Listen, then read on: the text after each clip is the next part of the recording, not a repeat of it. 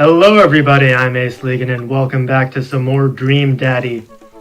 Alright, so while I'm doing my afternoon work jumbles, I hear the mail truck pull through the cul-de-sac. I wonder if we got any coupons today. The nice mail person slides a couple letters and a large yellow envelope through the slot. Takes a couple of tries for them to get in. Hey, my coupons! Take a closer look at the large yellow envelope. I lightly knock on Amanda's door. She probably has headphones on. Amanda! She yells through the door. What? I have something for you. I'm kind of busy right now. Can you come back later? Okay, just thought you'd want this big old envelope we got from HIA. Immediately, Amanda pushes her door open. Horn Institute for the Arts? I mean, if you're busy, I can come back. Father, please. I hand her the envelope, which she tears open with her teeth. It's probably bad for your teeth. She doesn't seem to hear me and spits out a piece of envelope. She pulls out a letter and unfolds it. And... the suspense is killing me. This is her dream school. Amanda's face is unreadable. I can't believe this. Oh, honey, it's okay if you didn't. I got in! Oh! I got in! Amanda tosses the letter aside and gives me a big hug. Congrats, sweetie. That's amazing. I'm so proud of you. Pulls away and looks at the letter again. Oh my god, I really can't believe I got in. Well, of course you got in. You're a great student. You nailed that interview and your photography is incredible. Oh no. Wait, Dad. I know this one's really expensive and it's so far away. I think for a moment. HIA was one of the more expensive schools that Amanda applied to, but I know she's had her heart set on it for the longest time. It'll be tough, but we're gonna make it work. Really? Of course. Amanda hugs me again. Thanks, Dad. Okay, sweetie, we're celebrating tonight. Dinner, your choice. Wherever you want. We got this. Wherever? Amanda and I walk along the bayside, tearing into our foil-wrapped burritos from a nearby food truck. Could have chosen anywhere in Maple Bay. Cost was not a determining factor. Please, Dad, you know I'm a simple gal. Just give me a Rito and a view. A Rito with a view, whatever. I can't say I'm mad. Amanda and I sat on a patch of grass and watched ships sail lazily through the bay. And the dorms are right near a bunch of cafes, and there are all these galleries nearby, and there's a discount if you bring your student ID, and... Amanda, slow down. You're gonna choke on your burrito. I know, I'm just excited. Did I mention that students get their own studio space once they're seniors? And we get all the professional photo editing software for free? Ooh, nice. It's nice to see Amanda so enthusiastic about HIA, but I wish she wouldn't do it in between bites of her burrito. I thought I taught her to chew with her mouth closed. I wonder who my roommate's gonna be. Take a survey online and they match you with someone with a similar major and interest. I bet we're gonna be friends. Craig and I were. Good roommate can be a lifelong friend. But don't even get me started on bad roommates. Oh no. I'm just kidding, we didn't have a bad roommate. Our only other roommate was a puppy that Craig brought home one night. We spent a semester fabricating a story about our new foreign exchange student who had a really bad cough that sounded exactly like a dog's bark. So believable. Carl ruled. Oh, they let you have animals in the dorms if you get a note saying you need one. I bet I could forge one. I think I'd get a rabbit, or maybe a snake, or maybe both. Would the snake eat a rabbit, though? Oh boy, I think I'll leave all that up to you. Excuse me. She's so excited, I don't want to disappoint her, but I need to be real for a second. So, you know I had a talk with Mr. Vega. He didn't tell you about the dumpster fire, did he? What? No. I don't want to put a damper on the good news, but I need you to knock it out of the park these last few months of school, okay? If you really want to go to Horns, we need that scholarship money. I know you can do it. Okay, I promise I'll try harder. I pat her on the back. Think you can handle a 14-hour drive to come home for the holidays? There's going to be some treacherous ice roads to cross. And don't even get me started on the paranormal occurrences. Well, it'll be worth it if I get to see you. My eyes immediately well up with tears. Oh, Dad, don't cry.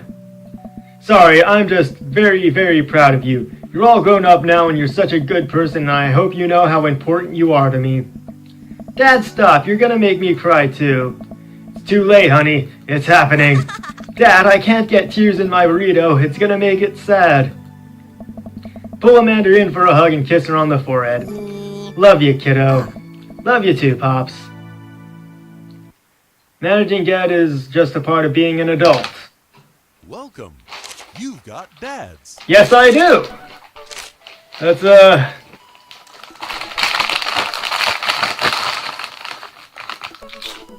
Send Robert another message. Don't forget to floss every day. Don't tell me what to do.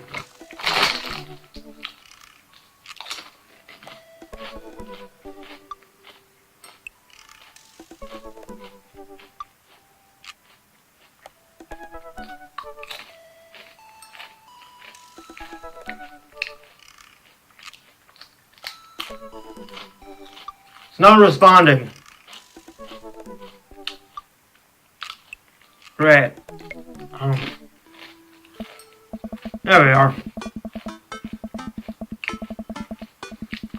Had a lot of fun with Robert last time we hung out, but I'm beginning to wonder if he's dodging me. Tried messaging him a few times and Dadbrook said he hasn't even read them. Haven't seen him come out of his house, actually. So I had to send him one last message, figuring that this will produce the same results.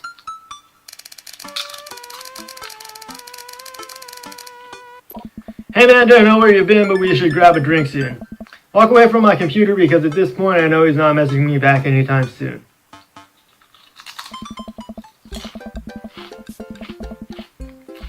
I linger in the kitchen. I'm all caught up on work and the house is relatively clean. Maybe I should do something nice for Amanda. I'll bake her favorite pie. I root through the pantry and pull out all the ingredients. It's an old family recipe that I used to make with my grandmother when I was a kid.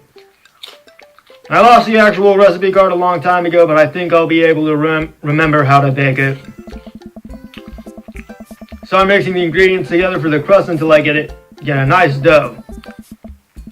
Throw some cherries into a saucepan to make the filling.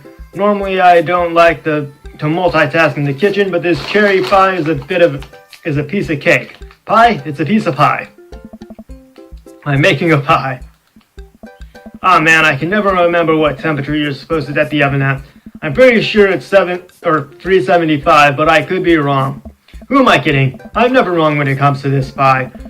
My special twist on my grandma's recipe includes a secret ingredient that not even Amanda knows about. It really makes the cherries extra flavorful.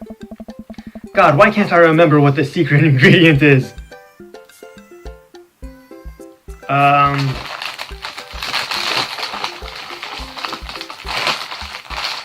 Yeah, almond extract sounds like it might be, right? Or maybe it's salt. Because salt, I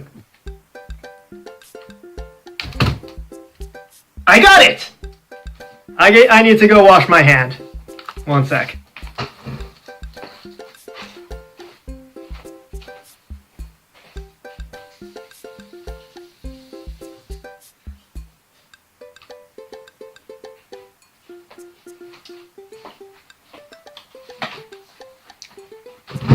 But yeah, as I was saying, salt is a very versatile cooking ingredient.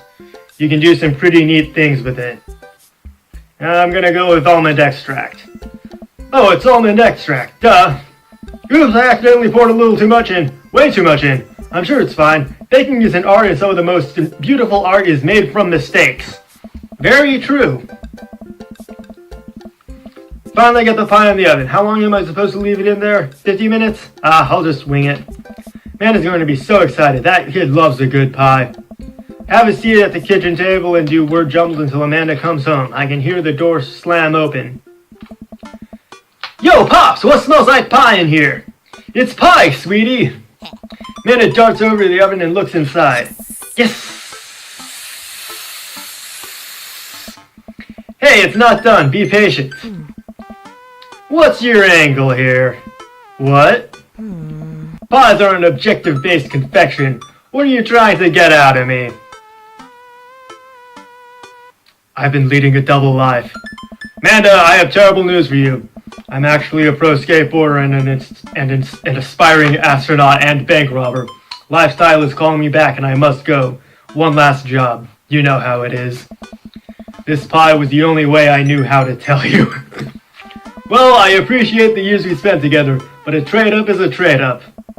Remember me when you're kicking your feet up in Ibiza?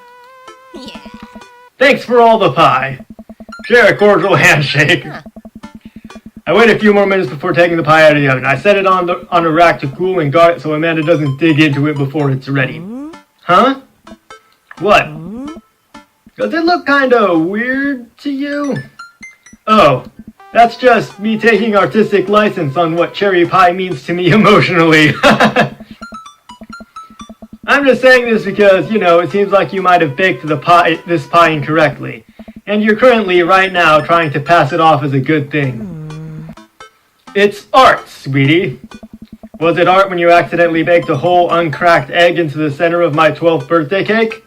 Yes. Well, was it art when you tried to make brownies and accidentally created chlorine gas? Well, that's a bit of an exaggeration. Was it art when you... Just eat the pie, Panda. Cut us a few slices and we sit down to eat. The cherry filling oozes out of the sides and the buttery crust glistens. I watch as Amanda takes a bite. Oh, no. Ah! What's wrong? Is it not good? Amanda winces and fans her mouth. No, I just burnt the heck out of the roof of my mouth. This pie is... I missed that. Sorry for doubting you. Breathe a sigh of relief and take a bite. She's right. The pie is pretty incredible, as it always is. I'm really proud of you for making a pie without burning the new house down. I got a few dad tricks up my dad's sleeve. Maybe fathers aren't as bumbling and stupid as the media makes us out to be. Maybe we as a society should have a little more respect for fathers as a whole. Dad, your sleeve is on fire. Run to the sink and put myself out. Pride will be my undoing. Amanda and I clean up the kitchen and play a little more living room hoops before she retreats to her room to do homework. I go back to my word jumbles. Hey, this one spells cat. The rest of the evening trickles by. We eat dinner, I help Amanda with one of her scholarship applications, and we both start getting ready for bed. I decide to check Dadbook one last time before I climb into bed. Still nothing from Robert. Huh. Hope he's okay. Turn out the lights and lie down. Hey. Dank. Hey, Dank. Hey, I'm outside. Come outside. What is that? I was just on the verge of falling asleep. I climb out of my bed and try to identify the source of the dinging. My computer screen illuminates the dark room. Walk over it, ready to turn it off when I notice what's happening on screen. Don't make me honk. I will honk. Get out here. Look out my window, and sure enough, there's Robert leaning up against his pickup truck in my driveway. Open my door and try to figure out what's going on. Ow.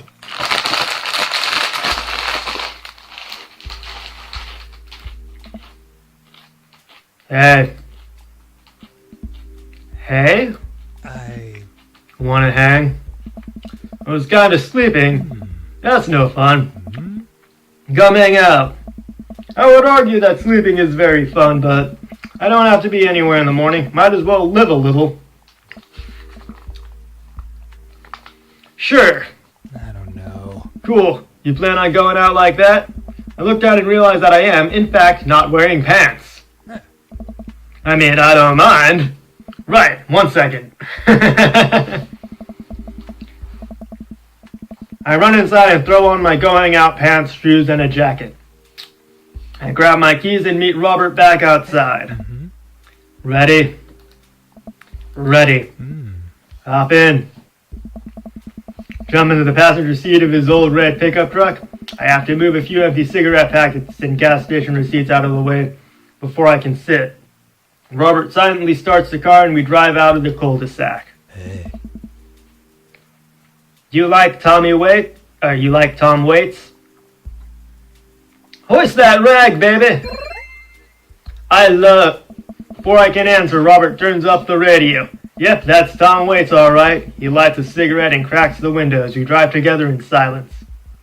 So, where are we going? Robert doesn't respond.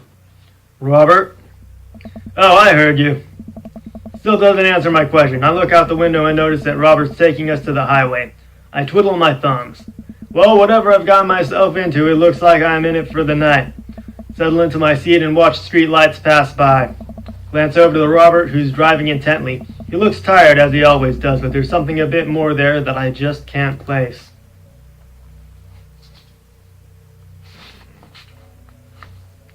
I guess I'll say nothing. I remember what Robert said about hating small talk and decides to keep my mouth shut. Notices me staring. Stop looking so nervous. I'm not nervous. I'm a little nervous. Just hang on, we're almost there. Excuse me. Almost where? I have no idea where we are. I think we're moving at a slight incline, but I'm not so sure. We eventually come to a stop. Robert gets out of the car and I sit for a second, unsure if he wants me to get out too. What are you waiting for? I hastily exit the car. Robert sits on the bed of his truck and pats the space next to him. Sit down and take in the view. We're on a hill overlooking the city skyline against the bay. The cool night air rustles some trees near us as lights blink in the distance. Off to the side I can see an entrance to a dense forest. Man, it's all so gorgeous. It is where I come to masturbate. Cool! Glad I have that information. What? I'm kidding. What's wrong with you? Hey. This is my little spot where I come to think.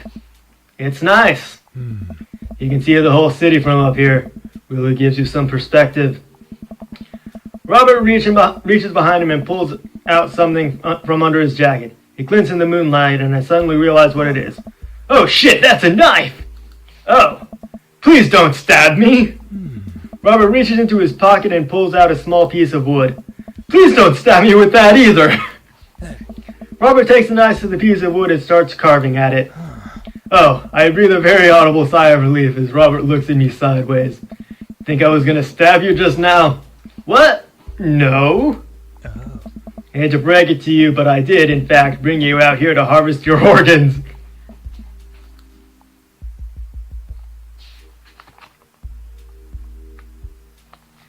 Play along.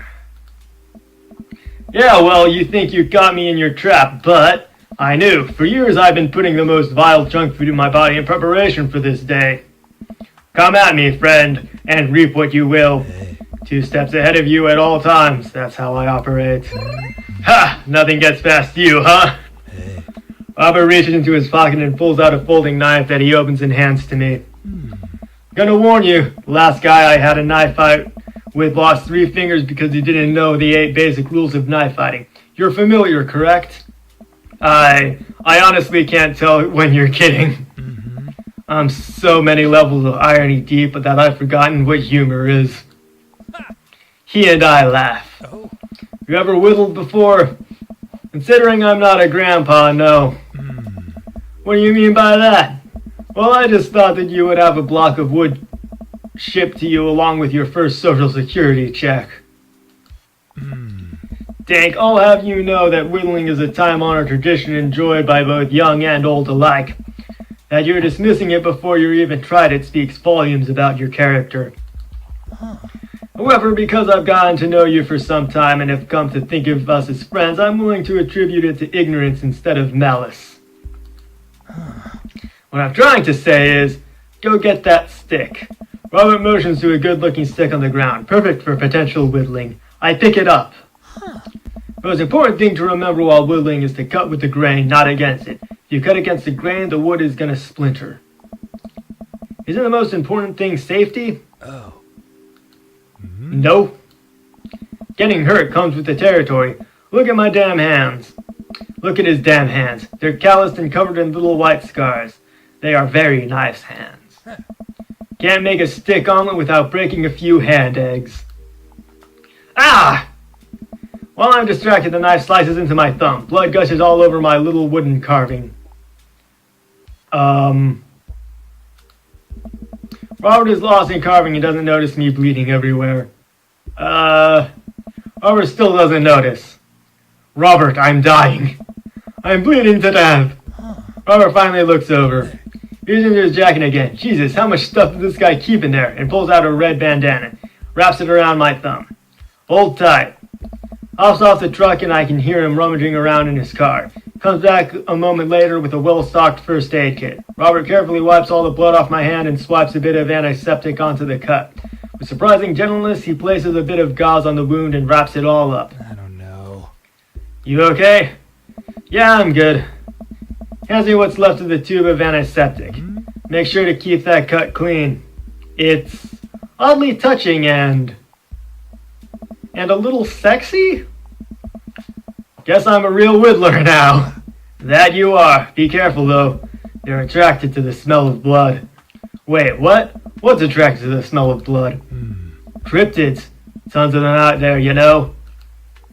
Cryptids? Like Mothman and stuff? Mothman is bullshit, but yeah, it's down to hotbed for cryptozoological occurrences. You're joking. Oh, how I wish I were. I'm a skeptic myself, or at least I thought I was. There are things in these woods that we can't possibly comprehend. Think about my entire time in this city. Aside from the occasional stray coyote, I don't think it's too bad. Ever hear of the Dover Ghost? I don't think so. Well, let me tell you a story. I was out in the woods here on a weekend camping trip with Betsy. You don't know Betsy, but she's a big pup, pit bull, real intimidating. I feel safe around her. First night goes without incident. I get some solitude. Betsy gets to pee wherever she wants. All good stuff. Second day, I get the idea into my head that I can hike deeper into the woods. Probably against my better judgment, but hey, we're having a fun camping trip, right? So me and Betsy start marching into the morning. Gets a little late and we set up camp, but it's different this night. Real quiet. Can't hear the birds or crickets, squirrels, nothing. Dead silent. Then it happens. I hear the most unholy growl I've ever heard in my life. Right outside my tent. Me and Betsy, we go to investigate. Look around the clearing. Nobody's there. There's this feeling. Not sure if I can quite describe it. I know someone, something, is watching us. Betsy, though, she's scared. Never seen her like that. When she's scared, I know that I should be too. And then I see it in the distance. A man, but something that didn't know what a man was supposed to look like made it. Just looked wrong. Big, arms too long for its body, black eyes. It just stood there and stared at me. Then it disappears. I hear one yelp from Betsy and I turn around to check on her, but she's gone. To thin air. Didn't sleep at all in my tent that night, and I don't think I've slept right since. You're fucking with me. Okay, you're full of shit. Think I'm lying? Robert pulls out his wallet and shows me a picture of a beautiful pit bull. Tell that to Betsy. Say if you listen closely on quiet nights just like tonight, you can hear the howls of the Dover Ghost. Howl resonates through the woods. It doesn't sound like a regular howl. So it's so guttural, even from far away. Something about it makes my skin crawl. Okay, Robert, real funny. Turn to look at Robert. He's white as a sheet. You're messing with me, right? Whoa. I was messing you up until literally just now. I totally made that camping story up. I strained my eyes to scan the forest line, trying to see where the hell originated from. Off in the distance, I see something. It's too far away. I barely can make out a shape. Looks human, but it's dragging something. Do you see that? We should go. Robin and I slowly back away and get into the truck. He turns off his headlights and we make a slow crawl away back onto the road. I'm too scared to look back. What was that? The Dover Ghost, I guess. I chuckle nervously. This time he doesn't seem like he's messing with me. Or maybe someone illegally dumping garbage on a wildlife preserve? Yeah, that's the story we'll tell ourselves. Sit in silence for a little while longer, the fear of whatever that was slowly subsiding as we get closer to the city. Thanks for coming out. This was fun. Sorry I haven't been in touch. I've just been in a way lately. Had to get out of the house. Had to be around somebody. You doing okay, man? Robert thinks for a second and lights another cigarette. Hey. Doing a lot of thinking. Takes a long drag. As I get older, I feel more and more that I'm just drowning in this sea of regret. So busy chasing after these things that I thought would make me happy that I didn't think about anything else. All I cared about was myself. I didn't even think. Hey. Robert stops. Wait for him to finish his thought, but he just stares at the road. Maybe I'm just built like this, or maybe I do it to myself. Maybe it's my own choice that I'm as unhappy as I am. Trying to think of something to say. I remember all the times in my life when I've been sad, and there's a great many of them. But there was always a light at the end of the tunnel, something I held on to that kept me going. Hey. But there's something so resigned about the way Robert's talking. Maybe we deserve to be eaten by the...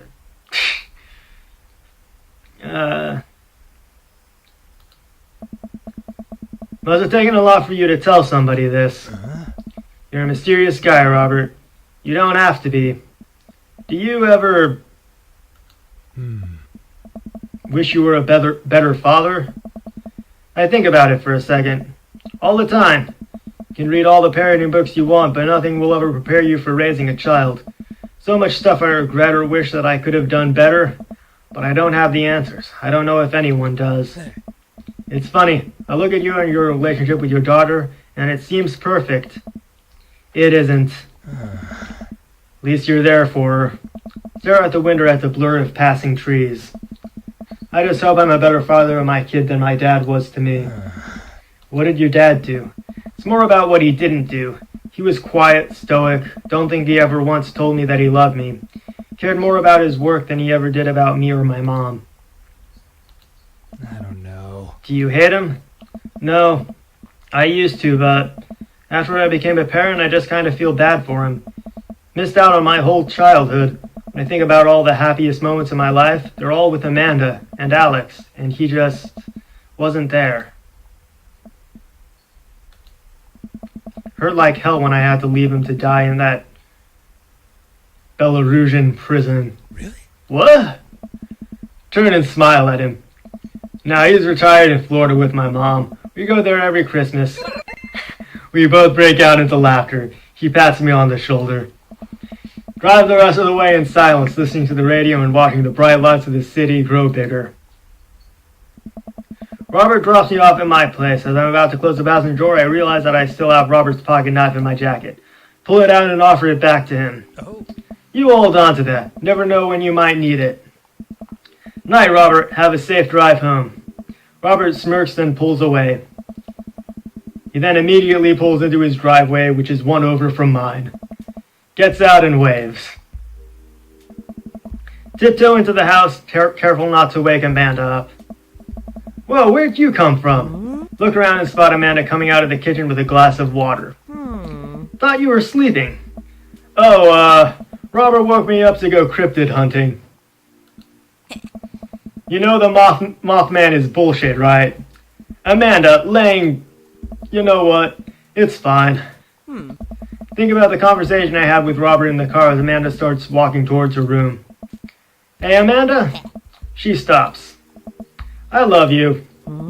It's weird when you say it outright and sincerely like that, but I love you too. Night! Chuckle to myself, then finally decide to go to bed.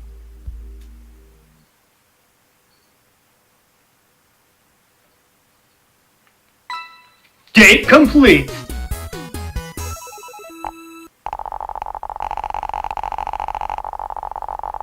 Got a lot of daddy points. I may be bad, but you made me glad. Alright, that's enough for this episode. Thank you all for watching. Peace out.